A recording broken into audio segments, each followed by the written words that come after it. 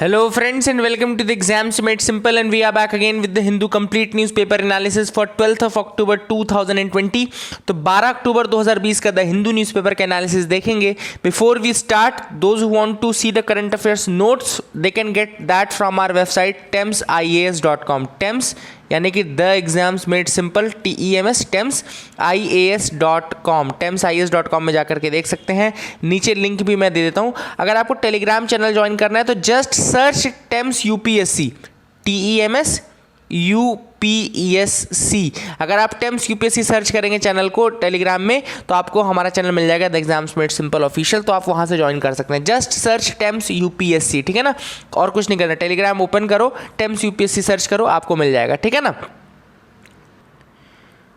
सो आगे मूव करते हैं. आज के क्वेश्चंस देखते हैं. पहले सबसे पहला सवाल है third famine commission. Third famine commission was set up under the chairmanship of which of the following.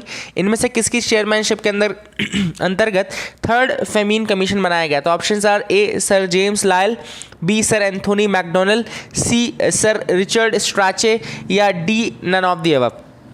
Question number 2 is which of the following article of the Indian constitution provides grant in aids. इनमें से grant in ads कौन सा article provide करता है. Options are article 112, article 280, article 275 या article 110.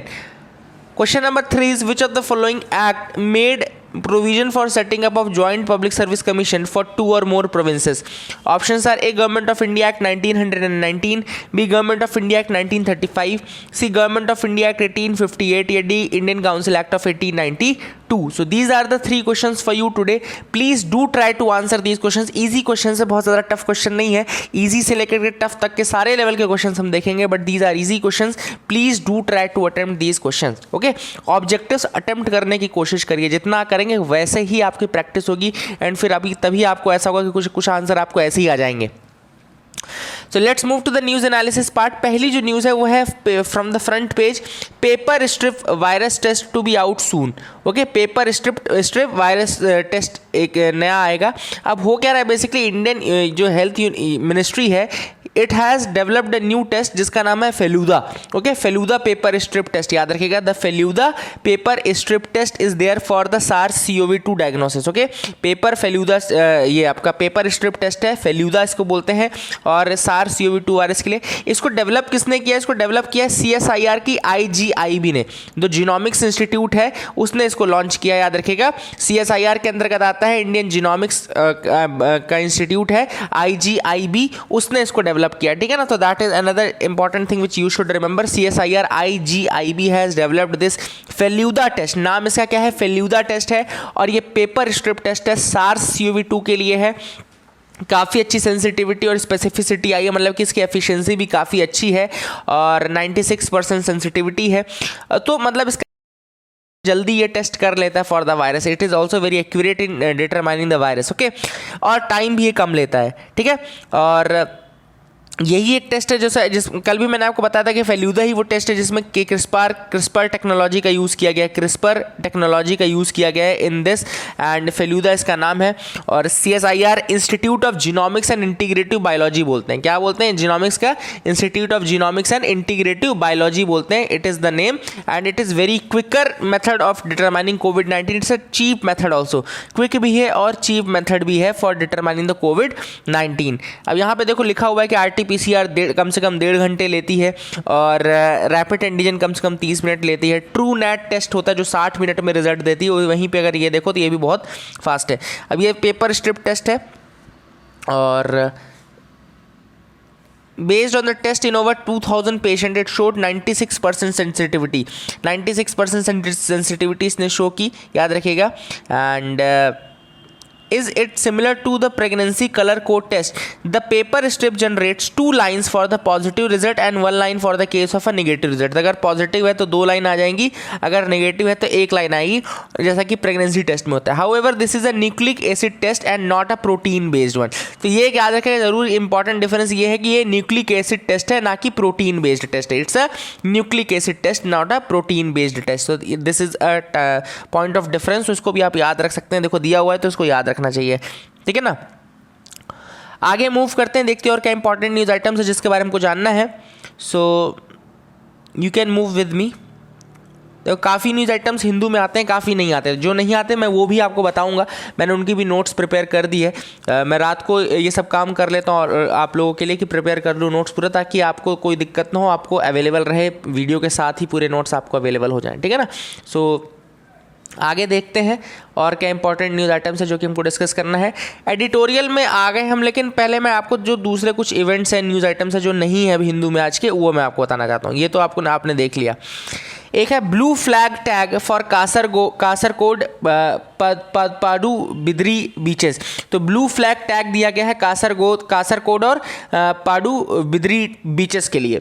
These are the beaches इन कर्नाटका। जो कासरकोड है, कासरकोड भी आपका हनोवर जो उत्तर कन्नड़ा डिस्ट्रिक्ट है वहाँ पे आता है, एंड पाडू बिदरी जो है वो उडुपी के पास आता है। These are the beaches from Karnataka. Remember that blue flag tagging has been given to these 2 Karnataka beaches among 8, और ये कासरकोड और पाडू बिदरी बीचेस को दिया गया है, ठीक है ना। अब ये ब्लू फ्लैग टैग होता क्या है? ब्लू फ्लैग टैग बेसिकली एक ब्लू फ्लैग बीच क्या होता है, ये बीचेस के लिए होता है। It is given to beaches, और कौन से बीच को दिया जाता है? To that beach which is an eco tourism model to provide tourist clean and hygienic bathing water। तो पहले तो clean and hygienic bathing water provide करे, फैसिलिटीज़ एमिनिटीज़ प्रोवाइड करे, safe and healthy environment provide करें, sustainable development of the area. तो ये सारी जिसमें खूबियाँ होंगी वो बीच आपका ब्लू फ्लैग बीच कहलाएगा, याद रखेगा। Eco tourism, clean and hygienic bathing water facilities amenities provide करें, then safe and healthy environment provide करें, sustainable development of the area also. ये सर्टिफिकेशन अवार्ड कौन करता है? तो डेनमार्क बेस्ड एजेंसी है। It is a Denmark based agency जो कि ये सर्टिफिकेट प्रोवाइड करती है। डेनमार्क बेस्ड एजेंसी है जो कि सर्टिफिकेट प्रोवाइड करती है। And 33 criterias are there. 33 criteria पे ये बेसिकली प्रोवाइड करती है। 33 क्राइटेरियाज आर देयर जिनको देख करके फिर ये ब्लू फ्लैग कोडिंग प्रोवाइड करती है, ठीक है ना। तो इसको भी आप याद रखेगा। अगली जो न्यूज़ हम डिस्कस करेंगे ये हिंदू की ही न्यूज़ है। At 15 RTI act crippled by rising backlog. Okay, तो 15 साल हो गए आरटीआई एक्ट को आए हुए, 2005 में आया था, तो 15 साल हो गए आरटीआई एक्ट को आए हुए, but now it is crippled by rising backlogs. अब ये बहुत सारे बैकलॉग्स हैं जिनके कारण ये परेशान हो रहा है। तो अब देखो, 15 years after the Right to Information Act came in force, more than 2.2 lakh cases are pending at the Central and State Information Commissions। तो अब लगभग 2.2 लाख आरटीआई के केसेस हैं जो कि पेंडिंग है in the central information commission and state information commission. आपको पता होना चाहिए कि सेंट्रल इंफॉर्मेशन कमीशन और स्टेट इंफॉर्मेशन कमीशन बनाए गए थे कि अगर आपने किसी पब्लिक डिपार्टमेंट से इंफॉर्मेशन मांगी है और वो पब्लिक डिपार्टमेंट पब्लिक अथॉरिटी आपको इंफॉर्मेशन देने से मना कर रही है, तो आप फिर CIC या SIC यानी कि स्टेट इंफॉर्मेशन कमीशन और सेंट्रल इंफॉर्मेशन कमीशन को लिख करके आप उनसे इंफॉर्मेशन के लिए अपील कर सकते हो।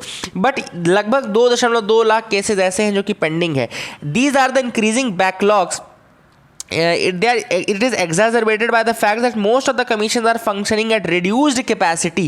सिंपल सा सबसे बड़ा रीज़न इसका ये है, जो सबसे बड़ा रीज़न ऑथर ने बताया है कि क्यों ऐसा हो रहा है कि इतने सारे केसेस पेंडिंग है, उसका सबसे बड़ा रीज़न ये है कि ये जो बहुत सारे जो कमीशंस हैं, चाहे वो सेंट्रल इंफॉर्मेशन कमीशन हो चाहे स्टेट इंफॉर्मेशन कमीशन हो, ये रिड्यूस्ड कैपेसिटी पे काम कर रहा है। It is working at the reduced capacity, ठीक है ना। द इंक्रीजिंग बैकलॉग मैंने आपको बता दिया, ठीक है ना। बेसिक्स जो आरटीआई के हैं कि आरटीआई एक्ट 2005 के थ्रू आया था, ठीक है ना। इसके अंतर्गत होता है कि public authorities are required to make disclosure on various aspects of their structure and functioning. Okay, बहुत सारी चीज़ें उनको अपने डिस्क्लोज करनी पड़ती, चाहे वो स्ट्रक्चर की हो चाहे वो फंक्शनिंग की हो। अब क्या क्या चीज़ें इनको डिस्क्लोज करनी पड़ती है? तो disclosure on their organisation, functions, structure, powers and duties of its officers and employees, financial information as well, ये सब भी दिया जाता है। ये डिस्क्लोजर का मतलब ये क्यों डिस्क्लोजर किया गया है आरटीआई के थ्रू? ताकि ज़्यादा ट्रांसपेरेंसी आ सके, ज़्यादा से ज़्यादा ट्रांसपेरेंसी आ सके और पब्लिक डोमेन में ज़्यादा से ज़्यादा इन्फॉर्मेशन आ सके, ठीक है ना। This is the basic intent behind this. और जो पब्लिक ऑफिसर्स हैं वो ज़्यादा अकाउंटेबल हो सके, उनके ऊपर एक अकाउंटेबिलिटी और आंसरेबिलिटी भी अप्लाई। तो ये जो मैं चीज़ें बोल रहा हूँ ना, ये टर्म्स, ये सारे वैल्यूज़ कहलाते हैं। These are all the values. एक आपका अकाउंटेबिलिटी का नाम मैंने लिया, एक आंसरेबिलिटी का लिया, फिर एक लिया मैंने ट्रांसपेरेंसी का नाम लिया, फिर एक इसके साथ इंटीग्रिटी भी जुड़ा हुआ है, इंटीग्रिटी, ऑनेस्टी, ये सब चीज़ें। तो ट्रांसपेरेंसी, अकाउंटेबिलिटी, आंसरेबिलिटी, ये सब वैल्यूज़ हैं और ये सब आपको आंसर राइटिंग में करना पड़ेगा। जब एथिक्स के क्वेश्चन हो तो ये टर्म्स का यूज़ आपको करना पड़ेगा in order to write the answer. जैसे जिस भी सब्जेक्ट का पेपर होता है ना, उसकी जो बेसिक टर्मिनोलॉजी है वो तो आपको यूज़ करनी ही करनी पड़ेगी, है ना। आप ऐसा तो नहीं कर सकते कि आप वो बेसिक टर्मिनोलॉजी ही यूज़ ना करें जो भी आपको यूज़ करनी है। तो दैट इज़ द थिंग। अगला जो है कि who are included in this public authority, कौन है पब्लिक अथॉरिटी जिसको इन्फॉर्मेशन देनी है। तो public authorities they include bodies of self government established under the constitution और अंडर एनी लॉ और गवर्नमेंट नोटिफिकेशन। ये सारी बॉडीज़ पब्लिक बॉडीज़ हैं। जैसे कि मिनिस्ट्रीज़ हो गई, पब्लिक सेक्टर अंडरटेकिंग्स हो गई, ये रेगुलेटर्स हो गए जो अलग अलग, ये सारे इंक्लूडेड होते हैं। कोई ऐसी एंटिटी जो ओन्ड या controlled by any substantially financed and non government organisation substantially financed by the government, कोई ऐसी बॉडी जिसको ओन कर रही हो, जिसको गवर्नमेंट फंड कर रहा हो, तो वो भी इसके अंदर इंक्लूडेड रहती है। तो ये थोड़े से बेसिक्स हो गए। अभी आपके लिए एक सवाल मैं पूछता हूँ, ये एक क्वेश्चन ये है कि 2019 में आरटीआई अमेंडमेंट बिल आया था। There was a RTI amendment bill in 2019। उसमें क्या क्या चेंजेस किए गए हैं, please do tell me in the comment section below. Please do tell me in the comment section below. आप ज़रूर अपनी तरफ से मुझे बताइएगा कि क्या चेंजेस किए गए थे in the RTI amendment bill 2019। ये न्यूज़ है जो कि हिंदू में नहीं दी हुई है। स्कूल क्लोजर में कॉस्ट इंडिया डियर। अब जो स्कूल क्लोजर हुआ है बिकॉज ऑफ द कोविड-19 में जो स्कूल क्लोजर हुआ उसके कारण काफ़ी ज़्यादा नुकसान हो रहा है इंडिया को, और ना केवल इंडिया को बल्कि दूसरे जगहों को भी काफ़ी नुकसान हुआ है। केवल इंडिया बस को नहीं नुकसान हुआ है, दूसरे प्लेसेस को भी नुकसान हुआ है काफ़ी ज़्यादा, ठीक है ना। तो ये देखो लिखा है कि लगभग $420 बिलियन से लेकर के $600 बिलियन के बीच का जो नुकसान है वो हो सकता है। क्यों ऐसा नुकसान हो सकता है, India could lose such a hefty amount. So इसका सबसे बड़ा रीज़न है कि स्कूल की जो एजुकेशन है उस कारण से जो वर्कफोर्स आगे आने वाली है that will not be very good. बहुत सारे ड्रॉप आउट्स होंगे, बहुत सारे लोग स्कूल एजुकेशन से निकल जाएंगे और that will affect the human resource efficiency and वो बहुत ज़्यादा कॉस्ट करने वाली है। केवल इंडिया को कॉस्ट नहीं करेगी लेकिन इंडिया को बहुत ज़्यादा, साउथ एशिया में सबसे ज़्यादा इंडिया को ही कॉस्ट करेगी, अफगानिस्तान में को भी करेगी, बांग्लादेश को ज़्यादा करेगी, भूटान को बहुत कम करेंगे, इंडिया को बहुत ज़्यादा करेगी, नेपाल को कम, देन पाकिस्तान को ज़्यादा करेगी, श्रीलंका को थोड़ा ज़्यादा करेगी। तो जितनी बड़ी इकोनॉमी उतना ज़्यादा इंपैक्ट भी होगा। तो अगर हम साउथ एशिया की बात करें तो इंडिया को सबसे अधिक नुकसान हो सकता है। ये वर्ल्ड बैंक ने कहा है, ऐसा किसने कहा है, वर्ल्ड बैंक ने कहा है, ठीक है ना।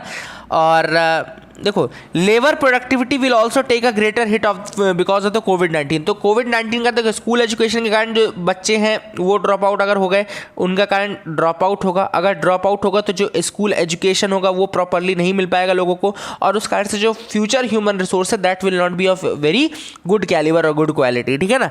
उसके अलावा हमने दूसरा क्या इंपैक्ट देखा कि लेबर प्रोडक्टिविटी को भी काफ़ी ज़्यादा इंपैक्ट पड़ेगा because of this. Labour productivity will be affected because of these disruptions, और न केवल डिसरप्शंस के कारण बल्कि जो ट्रेनिंग और एजुकेशन को नहीं मिल पाएगी उस कारण से भी लेबर प्रोडक्टिविटी घटेगी। क्यों? क्योंकि भाई लेबर प्रोडक्टिविटी भी तो नहीं हो पाएगी ना। एक और रीजन देखो यहाँ पे है कि first an increase integration of the global economy will amplify the adverse impact of कोविड-19।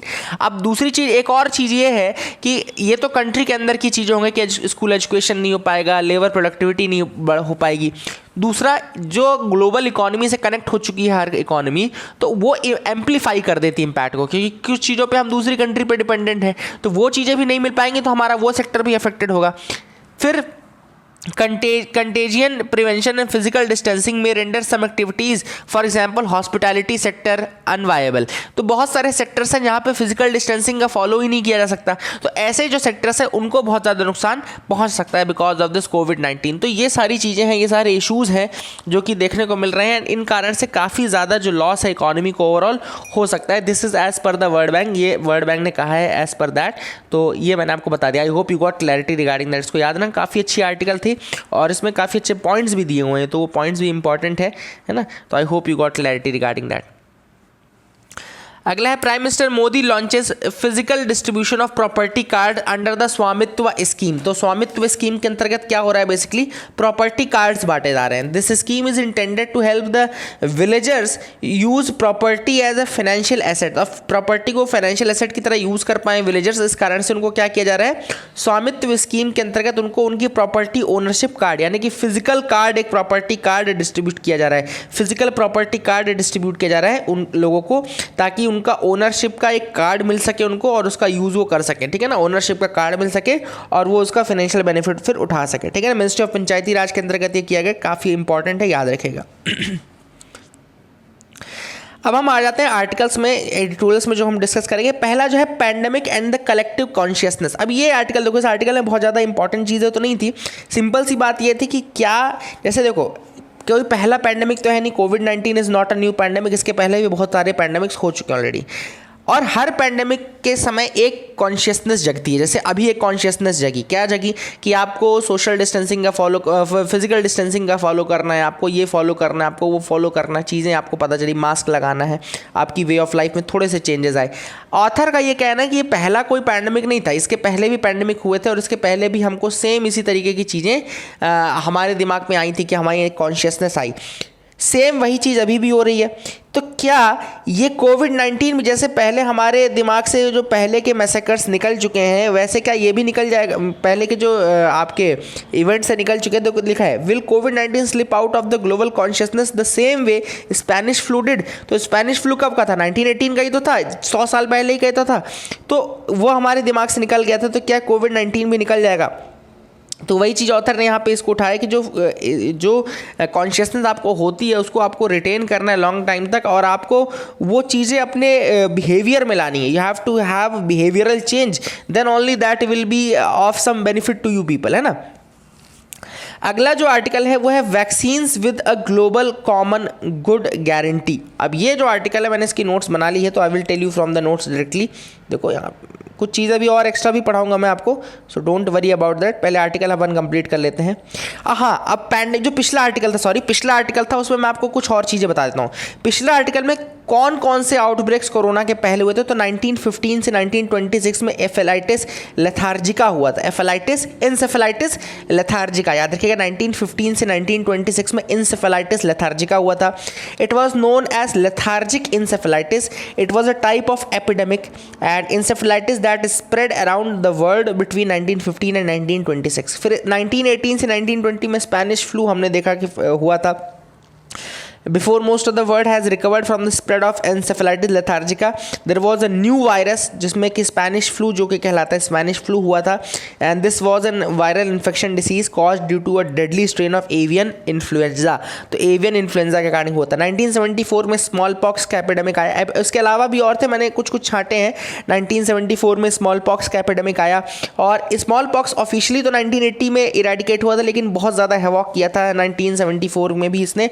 और इसके पहले ये बहुत पुराना है, स्मॉल पॉक्स कोई नई डिसीज नहीं, बहुत पुरानी है। It appears to we have existed in 3rd century BCE also. और ये कॉज होता है because of the 2 virus variant. 2 virus variant होते हैं, एक होता है वेरियोला मेजर और होता है वेरियोला माइनर। उनके कारण होता है वेरियोला मेजर और वेरियोला माइनर के कारण ये होता है। ब्लैक डेथ 1347 CE जो है वहाँ पे एक फ्लीट गया था 12 शिप्स का। It reach the docks of Sicilian port में पहुँचा, ब्लैक सी से होकर के आया था। ब्लैक सी के साथ इसने अपने साथ एक वायरस ले आया था, जिसके कारण फिर ये बहुत ज़्यादा डेडली थी और इसको ब्लैक डेथ कहा जाता है। 1347 ईयर याद रखना, उसके बाद ही ये फैला था। 1348 में पूरे इटली और इन सब जगहों पे ब्लैक डेथ स्प्रेड हो चुका था। ग्रीनलैंड, स्कैंडिनेवियन कंट्रीज, हर जगह फैल गया था black death. Very very deadly disease, again Black Sea से होकर के आया था, इसलिए ब्लैक डेथ बोला जाता है। जो दूसरा एडिटोरियल है vaccines with the global common good guarantee. अब देखो यहाँ पे सबसे पहले ऑथर ने कहा कि क्या है बेस्ट रेमेडी कोविड-19 की। देखो कोविड-19 की बेस्ट रेमेडी तो अब ये है कि वैक्सीनेशन आ जाए, एक वैक्सीनेशन आ जाए, that will be the best remedy. क्योंकि फिजिकल डिस्टेंसिंग, मास्क ठीक है आप लगा सकते हैं, न्यू नॉर्मल भी बना सकते हो, लेकिन वो रेमेडी नहीं, वो तो एक तरह से प्रिकॉशन हो गया। लेकिन एक सोल्यूशन क्या है? सोल्यूशन है इसका कि आपके पास वैक्सीन डेवलप हो जाए। वैक्सीन डेवलप हो जाए, ठीक है, बहुत सारी कंट्रीज़ वैक्सीन डेवलप करने के लिए लगी हुई हैं, चाहे रशिया हो, चाहे यूके हो, चाहे कोई हो, सब लगे हुए हैं, इंडिया भी लगा हुआ है। तो right behind the race for the vaccine is another race.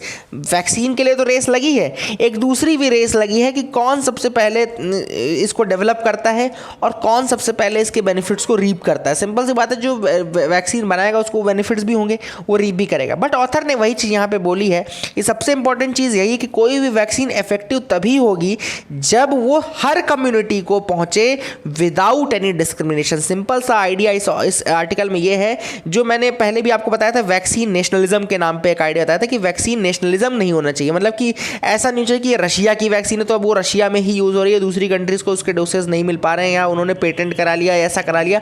इसको वैक्सीन नेशनलिज्म बोलते हैं, ठीक है ना। वैक्सीन नेशनलिज्म इसको बोलते हैं कि आपने वैक्सीन बनाई but you are limiting that vaccine to a particular identity, to a particular nationality, to a particular ethnicity. आप जब ऐसा करते हो और दूसरी कंट्रीज़ को या तो आप उसको बहुत हेफ्टी चार्ज करके, ये होता है vaccine nationalism. This should not happen. Author ने कहा है कि कोई भी वैक्सीन तभी इफेक्टिव है जब वो हर कम्युनिटी के लोगों को अवेलेबल हो विदाउट एनी डिस्क्रिमिनेशन। ऑथर ने कहा पोस्ट कोविड-19 दो चीज़ें हो सकती है। एक तो ये होगा कि एक रिचर वर्ल्ड हमको देखने को मिलेगा जो खुद को लॉकआउट कर लेगा, मतलब एक ऐसा वर्ल्ड जो कि वैक्सीन बना लेगा और वो खुद को लॉक कर लेगा, बाहर के लोगों को वैक्सीन अवेलेबल नहीं कराएगा। दूसरा ये हो गया कि थेरेपेटिक वैक्सीन पुअर तक को मिलेगी, सबको मिलेगी, फ्री फंड में मिलेगी, ठीक है ना। जैसे हिस्ट्री का एक बहुत प्यारा एग्जाम्पल है, जब डॉक्टर जोनस साल्क ने पोलियो की वैक्सीन डेवलप की, okay, he came out with a polio vaccine. Then what was there? He approved it for the general population and he refused to patent it. Doctor Jonas Salk, इन्होंने जब polio की vaccine बनाई, जब इन्होंने discovery की, तो ही refused to patent it, उन्होंने उसको पेटेंट तक नहीं करवाया और उन्होंने ये कहा कि ये सबको अवेलेबल होनी चाहिए, जनरल पॉपुलेशन को अवेलेबल होनी चाहिए। तो the successful eradication of any disease it depends upon how that vaccine is available to the people. कितना ज़्यादा मात्रा में वो लोगों को अवेलेबल है, तभी आप किसी भी डिसीज का सक्सेसफुल एलिमिनेशन कर सकते हो। तो वही चीज़ ऑथर ने यहाँ पे कही है कि इस बार जो कोविड की लड़ाई है वो भी इन्हीं चीज़ों पे डिपेंड करेगी कि कितना ज़्यादा उसकी अवेलेबिलिटी होती है और कितना ज़्यादा हम उसके लिए मतलब ना लालच करते हैं ना ये करते हैं। तो वे फॉरवर्ड ये है कि रिचर वर्ल्ड के लिए एक सजेशन ये दिया गया है that we should say that proposed act of human solidarity to ensure that medicine and vaccines get to the whole human family simultaneously, तभी जा करके ये एक प्रॉपर एक्ट ऑफ चैरिटी होगा और ये प्रॉपरली आपके ये कोविड-19 से एक असली लड़ाई होगी।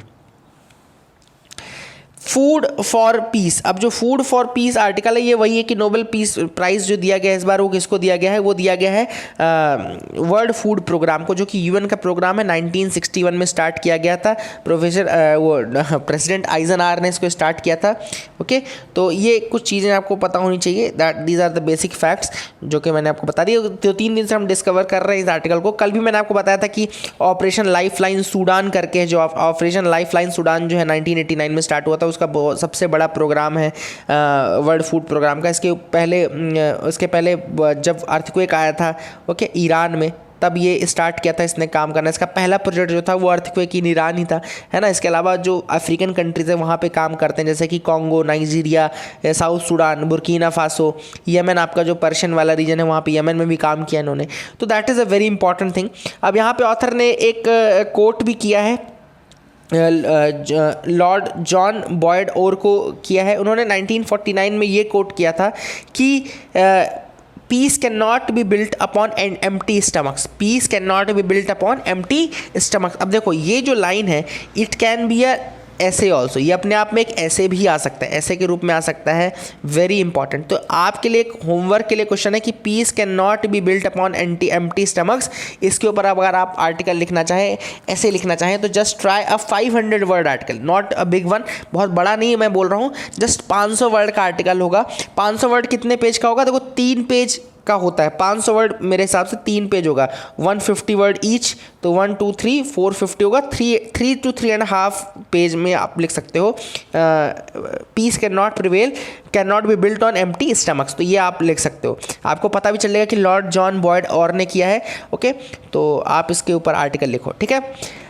इसके अलावा SDG 2 का भी मेंशन किया गया है। SDG 2 यानी सस्टेनेबल डेवलपमेंट गोल 2 है, और सस्टेनेबल डेवलपमेंट गोल कब तक पूरे करने हैं, 2030 तक पूरे करने हैं।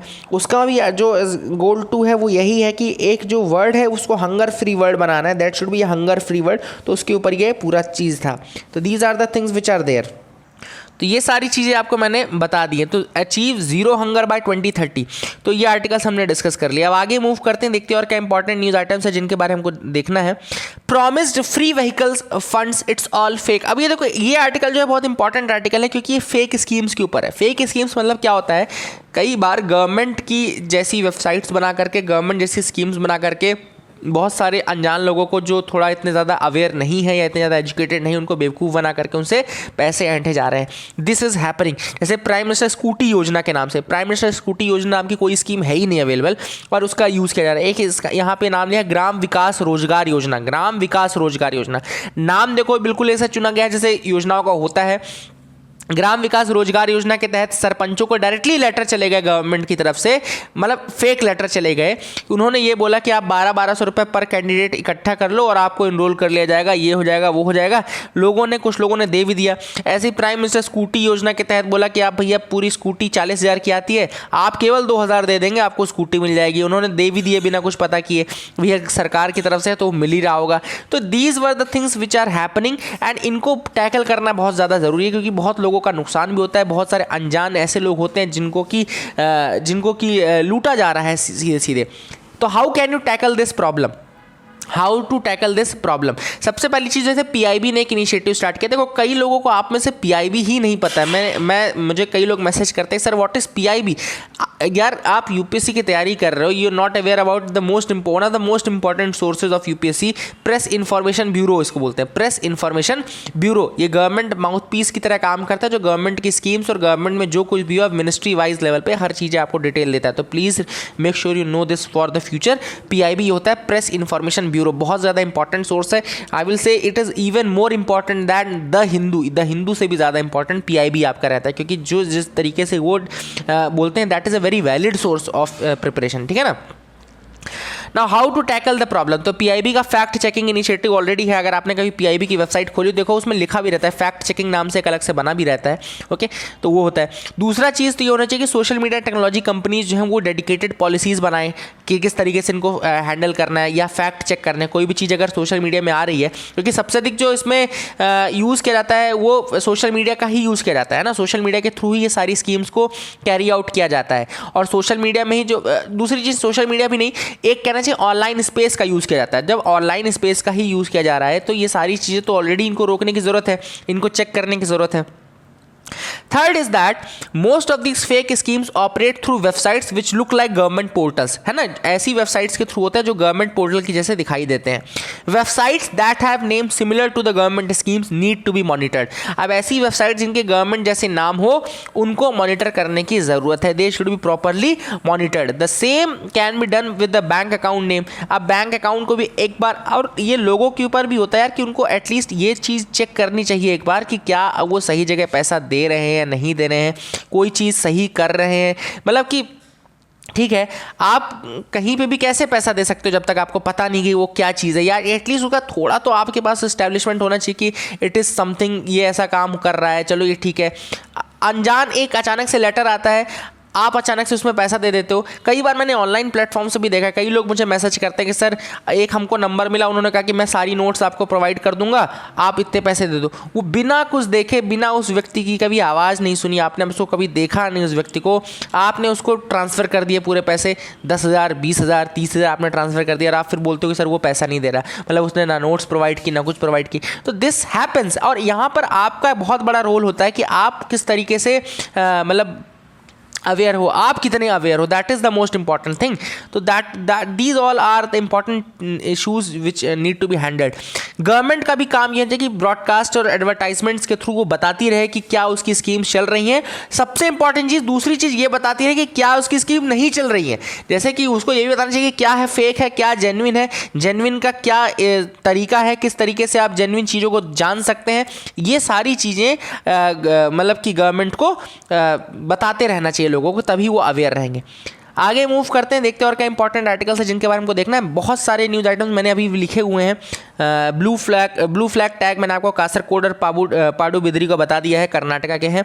और इंस्टीट्यूट का नाम भी इसमें लिखा था, मैं आपको बताता हूँ डेनमार्क बेस्ड इंस्टीट्यूट कौन सा है। International agency foundation for environment education, याद रखिएगा नाम है foundation for environment education, Denmark का है फाउंडेशन फॉर इन्वायरमेंट एजुकेशन, याद रखिएगा कौन देता है, फाउंडेशन फॉर इन्वायरमेंट एजुकेशन देता है, foundation for environment education Denmark का। ठीक है ना, आगे मूव करते हैं, देखते हैं और क्या इंपॉर्टेंट न्यूज़ आइटम है। एट 15 RTI क्रिपल्ड, ये भी मैंने आपको बता दिया है RTI में क्या इशू आ रहे हैं। बेलारूस का इशू है, मैं आपको बेलारूस का बताता हूँ। Rafael Nadal has won the 20th title जीत लिया इन्होंने और रोजर फेडरर की बराबरी कर ली है। रोनाल्ड गैरोस यानी कि फ्रेंच ओपन इन्होंने जीता है इस बार, और फाइनल में इसने जोकोविक को पराजित किया था इन्होंने।